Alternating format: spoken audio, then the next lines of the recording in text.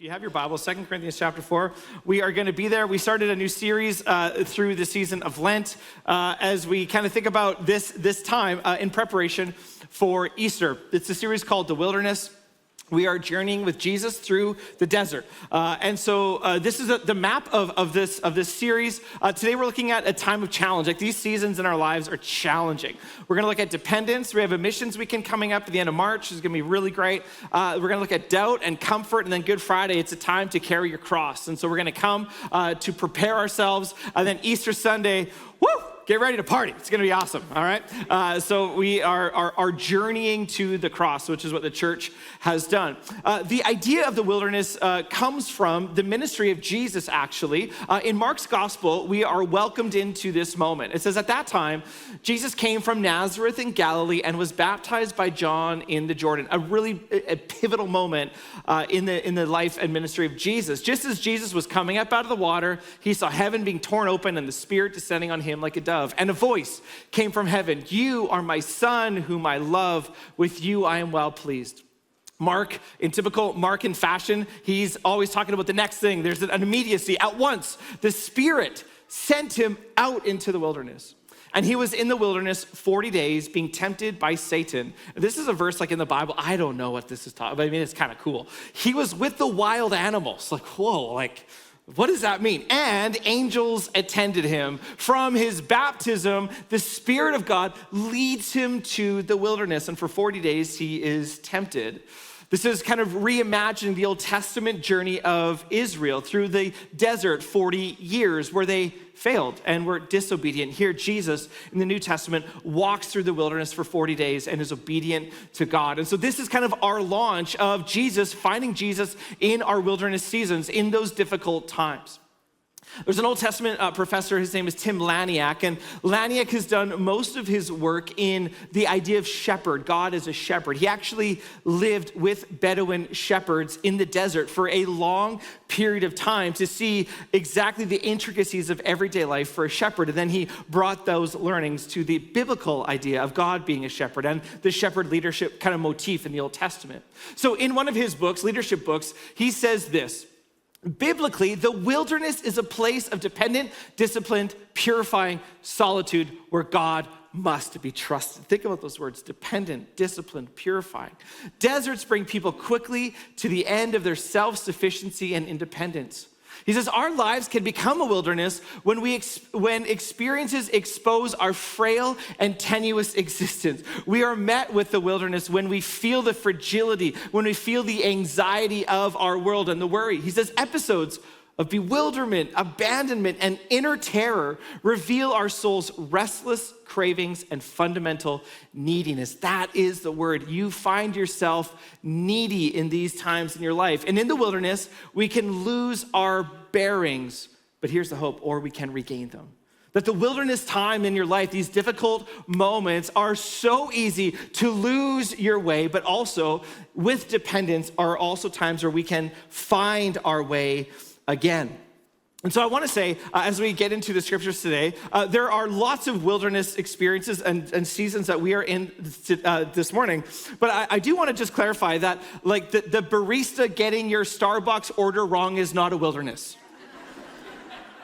Like, it's and I say that as a joke, but I also say that to kind of like nudge us against this kind of reality that a lot of our first world problems, like your SUV getting a flat tire, it's not a good day, but it is not a wilderness. So let's just kind of reject this idea of the Western comfortable life and the slightest first world problem becomes our greatest inconvenience. Can we just not? Okay. I want you to stand and read the scriptures with me in 2 Corinthians chapter 4. Chapter 4, verse 7, it says, "But we have this treasure in jars of clay to show that this all-surpassing power is from God and not from us. We are hard pressed on every side, but not crushed. We're perplexed, but not in despair. Persecuted, but not abandoned. Struck down, but not destroyed. We always carry around in our body the death of Jesus, so that the life of Jesus may also be revealed in our body. For we who are alive are always being given over to death for Jesus' sake, so that his life may also be revealed in our mortal body. So then, death is at work in us, but life is at work in you. And Lord, I pray that the words of my mouth and the meditation of my heart would be pleasing to you. In your name, amen. Have a seat. Thanks. We are going to be looking at kind of four big things as we spend time here with Paul in 2 Corinthians. This is all about power. It's the declaration paradox, the principle of it, and then the actual surprise at the end. So we are being brought into a conversation, a correspondence that Paul, who's credited for writing a third of our New Testament, he's having with an ancient church. An ancient church, they're not old, it's just ancient, in Corinth. We have the first and the last letters. We believe that there are two that we do not have. So this is the last of this correspondence that Paul has with the Corinthians. And somewhere along the lines, things got a little angsty. This church did not really like Paul. They thought less of his ministry. And so this last correspondence that we have, this letter in your New Testament, for the first few chapters, Paul defends his ministry. He is talking about, here's who we are and why we do the things that we do. And so that's the conversation we are brought into. And so in 2 Corinthians 4, he says, but we have. He's talking about himself, and he is talking about his apostles or the other early church leaders, us. He's defending his ministry. We have this treasure in jars of clay. Well, what is a treasure? He just mentioned it in the verse above, where he says this, let light shine out of darkness, made his light shine in our hearts to give us, here it is, the light of the knowledge of God's glory displayed in the face of Christ. That's the treasure. This treasure is the light of God's glory displayed in the face of Jesus Christ. God's unimaginable, unfathomable holiness, resplendent light, his goodness, his glory is revealed where? In the face of Jesus Christ. That this immense treasure, this eternal treasure has been seen and proclaimed and demonstrated in Jesus Christ. If you want to know what God's like, Paul is saying, look at Jesus. The resplendent life is found in Jesus Christ. That is this treasure. So he says, us, these apostles and I, we have this treasure, the knowledge of God's glory displayed in the face of Jesus. Boom. This enormous thing, he says, where are they? They are in, what? They are in jars of clay. You have the contrast, this declaration of power that there is enormous gospel power in this jar of clay. So I'm gonna take a little bit of a risk as a presenter right now because I need to acknowledge the idea of a jar of clay. And so I was brought up in the evangelical church in the 90s. And I went to youth group in the 90s, which meant that I listened to a band in the 90s called Jars of Clay. And I needed to acknowledge just very quickly that this verse birthed this band, which exerted enormous influence over every single youth group in North America in the 90s and the early 2000s. And if you're asking the question, did Pastor Chris listen to this album front to back numerous times this week in preparation for the sermon? The answer is yes. Did I rediscover the beauty of Jars of Clay? And actually, as Pastor Aaron pointed out to me, all of the clothes that they're wearing now are back in style. And so can we just, if you grew up anybody know this album? I mean, come on.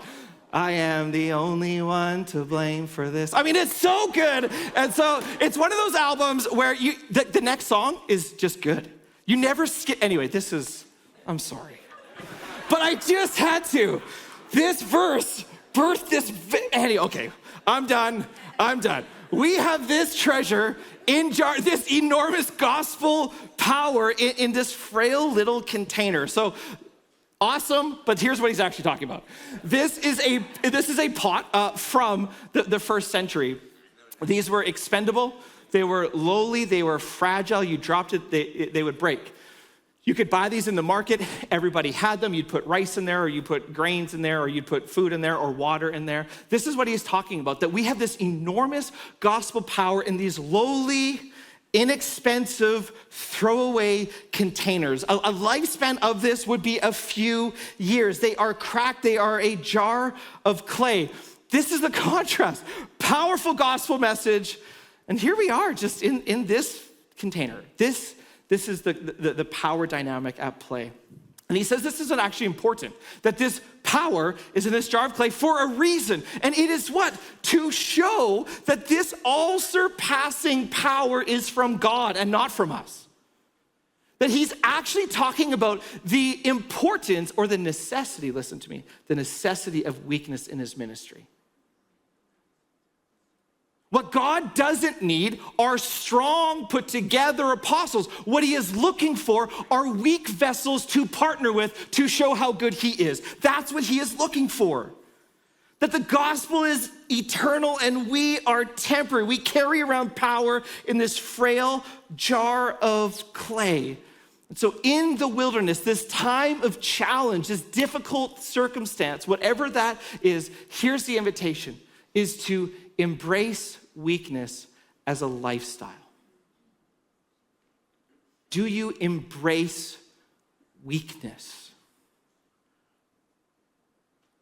Because the scripts that we read in our time, it's not that. It's not weakness. It's like, be Superman. Faster than a speeding bullet. Can leap over buildings with one small hop. And so we embrace those narratives. We just work all the time. We are indestructible Western achieving people. We have technology at our fingers. And so what we do is we actually war against weakness. We don't want it. We don't want it at all. And Paul is saying, actually, our weakness as apostles is a necessary ingredient for the light of this eternal truth to show through. Weakness is essential to display his glory, and have you embraced it? Not once, because every once in a while we feel our fragility. Like a health crisis comes up and you're like, oh no, maybe I am weaker than what I thought. Maybe I am invincible. And so of course in those moments we reach out to the health professional, we go to the physical therapist, we do those things, and then we're fine, and then we're fine. We don't ever think about it again. But do you embrace it as a lifestyle? That's the question. There's a season of my life, and I kind of messed this up in the first service. I will say I still exercise, because the way that I promoted it was like I don't exercise. But there was a season of my life where I had a gym membership. I still exercise now, but I had a gym membership. This was when we were in Coquitlam. And of course, like every gym, it gets really busy between 4 and like 6:30 p.m., right? Everybody gets off work, goes to the gym, and lift weights. So there I was in amongst all of these monstrosity of human beings, like giant, like coat hanger for traps type guys, right? Like softball shoulders, like just huge. And they're throwing around weight and grunting and groaning, and it is like testosterone city, okay? And so there I am. I'm trying to keep up. I'm not wearing like the tank top, which isn't really a tank top. Like it's, so I'm just there. And in this display, in what's going on, in walks, I want to say like a 15 to 18-year-old girl with severe physical limitations, with a walker. And so you can picture all of these guys, and then this 18-year-old girl, or 15, she comes in to the dumbbell rack, and she's very, very slow, and she takes 5 pounds dumbbell off and puts it on her walker, and very slowly and carefully comes back and sits down on the bench. And in front of these guys who are like benching like 85-pound dumbbells, this girl is curling 5 pounds. And I saw this all happen. I thought to myself, this girl is stronger than anybody else in this gym. There's a different way to be strong. And it was her courage to come in there and show these enormous men hopped up on creatine what true power looks like. And what was it? It was embracing weakness. Embracing weakness. And that's the opportunity. And that's what Paul's saying. We have this enormous power in this frail container. And so as you embrace weakness, here's what it sounds like. as a lifestyle. It sounds like, I don't know.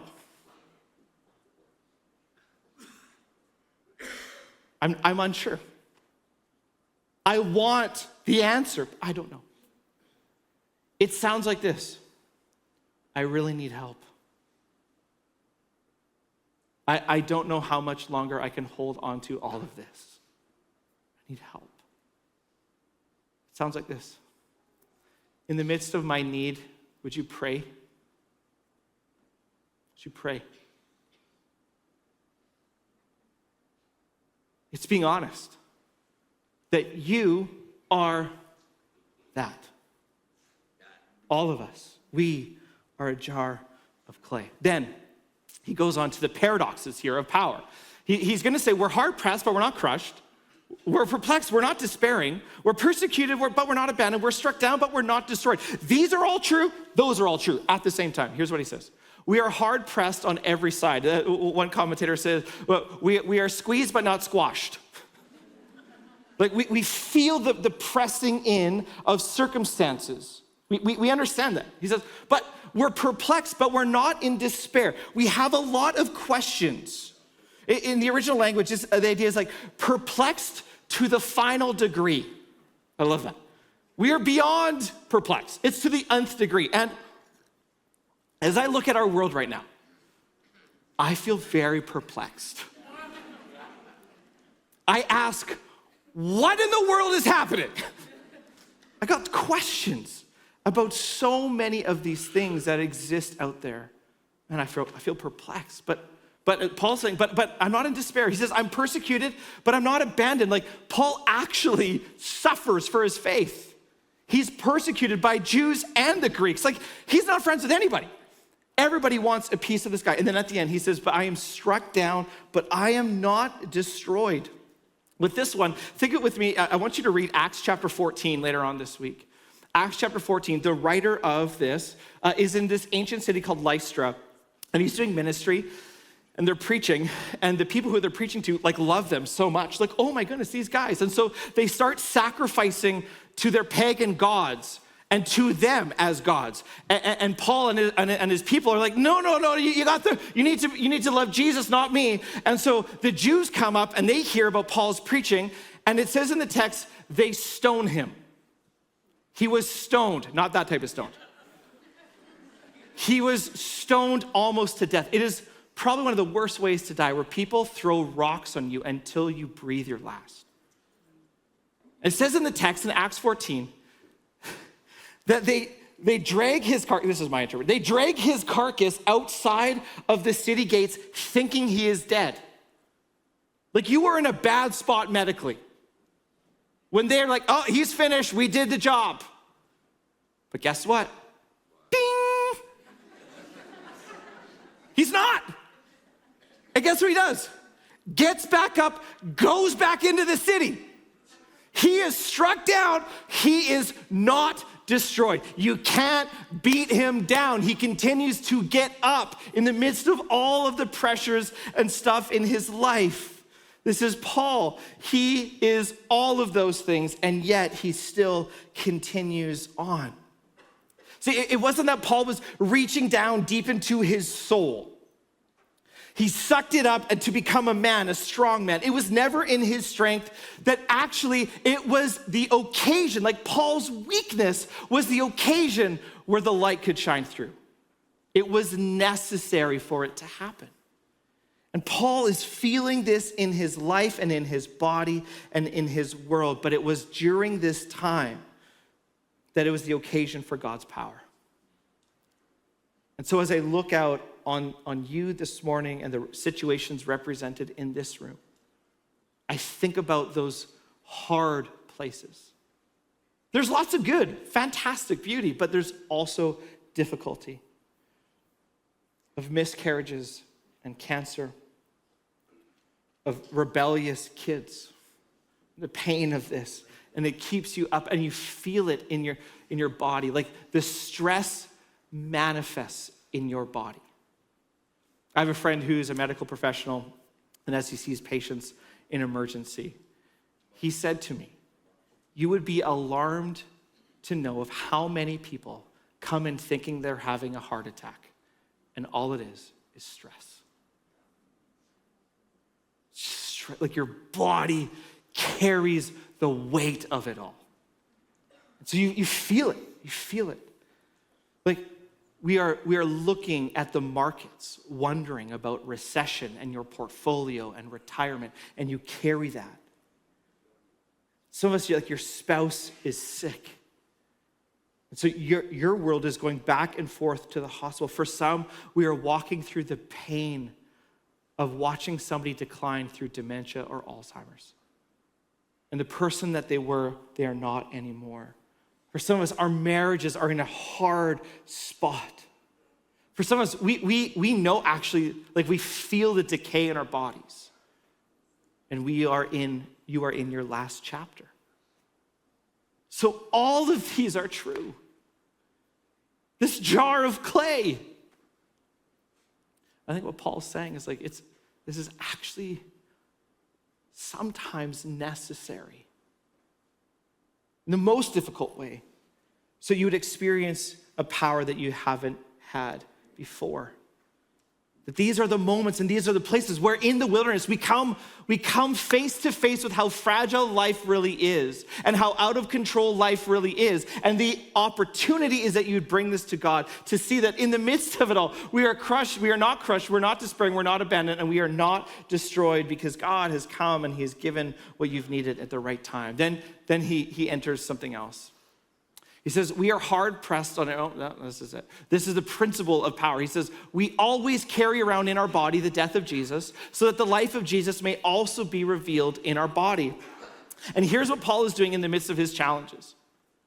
He is putting, in the midst of the wilderness, in the midst of the challenge, he is putting a Christ-centered approach to it. Christ-centered.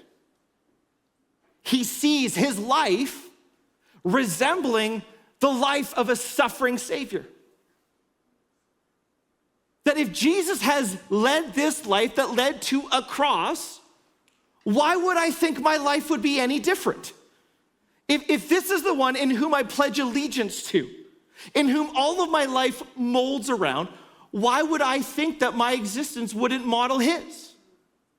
So he says, we carry around in our body, we feel the decay of the death of Jesus so that his life also may be revealed. Then he says the same thing in a different way. For we who are alive are always being given over to death for Jesus' sake. He's not saying that somehow his suffering kind of tops up the lack of Jesus' suffering. He's not saying that.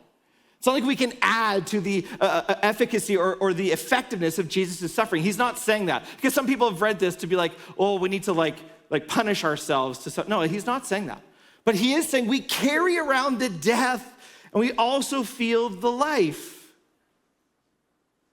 This is the principle, and he's bringing Jesus into the center and into focus. And so here's a question in the middle of your challenge, in the middle of your wilderness. The question is, do you have a me-centered approach, a me-centered perspective, or a Christ-centered perspective?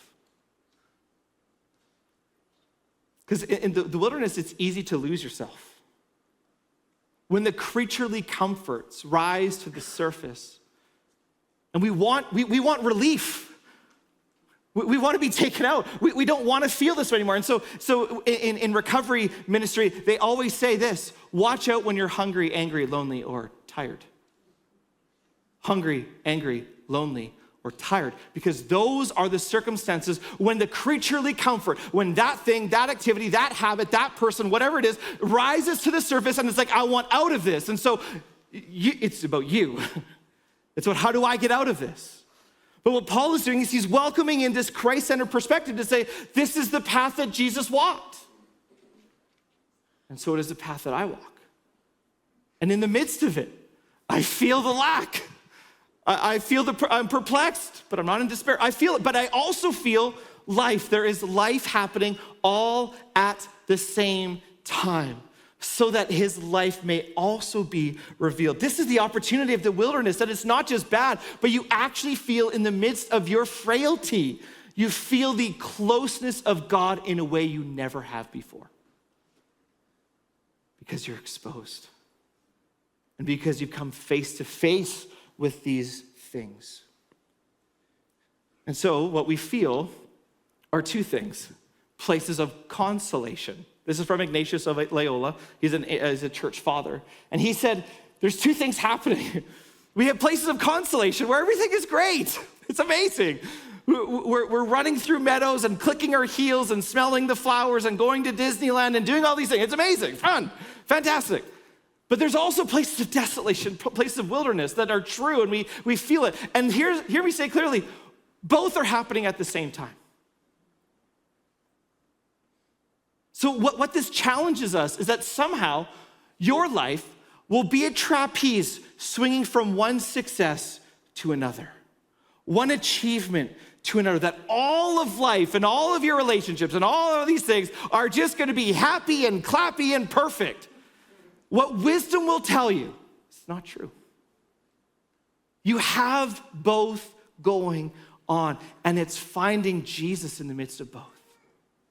Here's where he is so good, and I feel his closeness, and here it is where I'm not sure, and I feel struck down, and I feel perplexed, and this is just my world. And can I just say this? In our church, it's normal to have those things. This is life. This is life in relationship in the world, in our complex world. We bring both to Jesus, places of consolation and also places of desolation. If you were to read my journal, which I won't allow you to do, but if you were to read it, what you would see is I write those things down as headings: consolation. Oh, I can't believe I get to have this life. And I can't believe I get to have this life with all of the stuff that I carry. And this is in the desert, this is what happens. Then finally, the surprise. And so we feel these happy, the happy and the good, and then also the painful. And here's the surprise as Paul ends this section. He says, so then, death is at work in us, but life is at work in you. And the image that I got this week was ministry. The ministry of Paul is like giving blood. Ministry is giving blood. You put your arm out, people take life out of you so other people can live. It's giving blood. Death is at work in us. We feel this as we work hard to make Jesus known amongst you. Death is at work in us, but at the same time, life is at work in you. Is this not Christ-centered? Is this not the gospel? That death was at work on the cross so we can experience life. So here's the opportunity, and this is a surprising thing, is the opportunity in your moment of struggle is that this is an enormous moment where Jesus can shine so brightly to other people in your world. Where you will be surprised if you live and embrace weakness of what he can do with your story and how he can make himself known in the midst of so much stuff. See, Christ crucified for Paul was not only his message, but it was his model. That he has become the suffering apostle following the suffering Messiah. And we can learn from Paul that ministers and people who follow Jesus don't have to be wonderful, they have to be faithful. I'm a jar of clay and so are you, fragile. And so it's actually in this time where if we adopt a Christ-centered perspective, it alleviates the myopic selfishness sometimes that we have in these moments. And hear me, it's hard. But sometimes the world in difficult times just becomes all about us. But there could be some purpose in the middle of it. So I want to introduce you to a couple that maybe you know or don't know.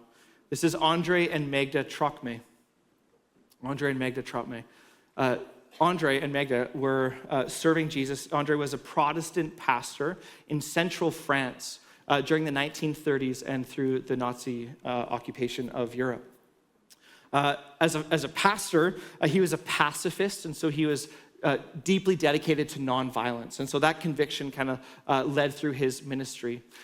In the early 1930s, him and his wife went to, in central France, a community called Le Chambron-sur-Léon. And this was a place that was dead. It had no life. It was kind of dead and dying. And yet this couple with their kids landed in this Protestant church, and they brought life back to it. And he was faithful. He was faithful. He resisted both the Nazis and he also resisted the French government at the time, who, led by the Nazis, was introducing fascism in France. And so he just warred against all of it by his non-violence. And because of his conviction, because of his belief that everybody was made in the image of God, this couple and this community, not just them, but the leader was Andre, they saved over 5,000 Jewish lives through the Holocaust. They called it the 1 o'clock train, because at 1 o'clock, Jews knew that this was a safe haven for them. So the 1 o'clock train would come through Le Chambon. This is in a great book called Lest Innocent Blood Be Shed. I recommend you read it. The 1 o'clock train would come and people would knock on the presbytery door. And Andre and Magda would come and they would hide Jews in their house as it got searched from the Nazis and the French government as well. At one point, because of all of this, the French government, under Nazi kind of leadership and influence, knew that what was going on. See, him and a whole bunch of other people in this community would make fake IDs for Jews, and so they would kind of brand them and rename them so that they would be able. They knew what was going on, and so there was a moment where police showed up to his house and arrested him in front of his family. And he said goodbye to every one of his kids because they knew what was going to happen. And he was taken to a French internment camp or a concentration camp in which he was there for months, and suffered. And still, read the book, made Jesus known. Remarkably, his life was saved. Their ministry continued through the war, and he did ministry afterwards. You can read about his story. But it was this man, in the midst of his suffering, where all of his story and all of his convictions were used to make Jesus known. In another book, talking about this moment, Jim Belcher says in Search of Deep Faith, he says, years later, Trocmé would write that he and Magda had never been, listen to this, happier than during those years of rescue in Le Chambon-sur-Léon. It's possible in the midst of these circumstances to feel the life of Jesus. During those years, they were fully alive, living out their faith in the face of profound danger and suffering. Life was exciting. It had meaning. They knew that true liberty, equity, and fraternity were produced by the gospel. Don't you see that you carry around these places of desolation, but it's in it where you can find the life of Jesus? And so this brings us to the table. This brings us to the table where we get to do a few things. Embrace weakness. My question for you is, will you embrace weakness as a lifestyle? It is necessary. If you follow Jesus, the whole thing is predicated and built upon the idea that you are not sufficient. We come to Jesus for the first time in weakness. I'm a sinner. I need you. I need grace. And then somehow we move on to this self-sufficient lifestyle. No, you enter by weakness, and it is your very definition. It is your definition.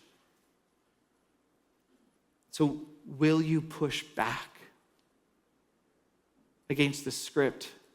Here's what I would say too, is if you embrace weakness, the key relationships in your life will change. Because you don't have to have it all figured out. And you can be honest. And you can say, I'm sorry, I really messed that up. Your key relationships will change when you embrace the idea that you are a jar of clay. Infinite power in a jar of clay.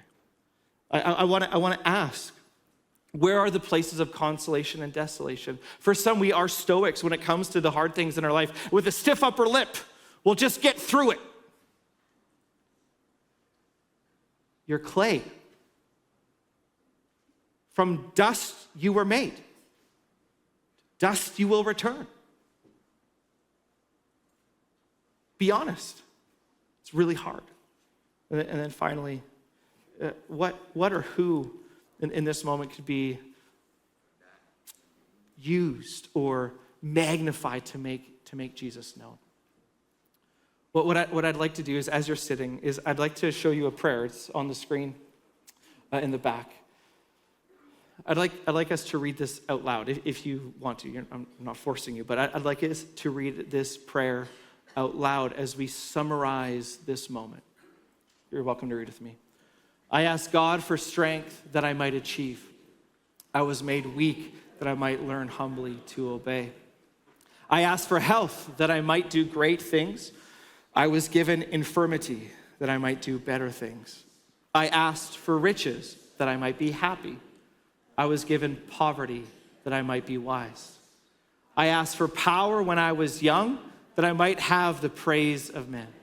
I was given weakness that I might feel the need for God. I asked for all things that I might enjoy life. I was given life that I might enjoy all things. I got nothing that I asked for, but everything I'd hoped for. Almost despite myself, my unspoken prayers were answered.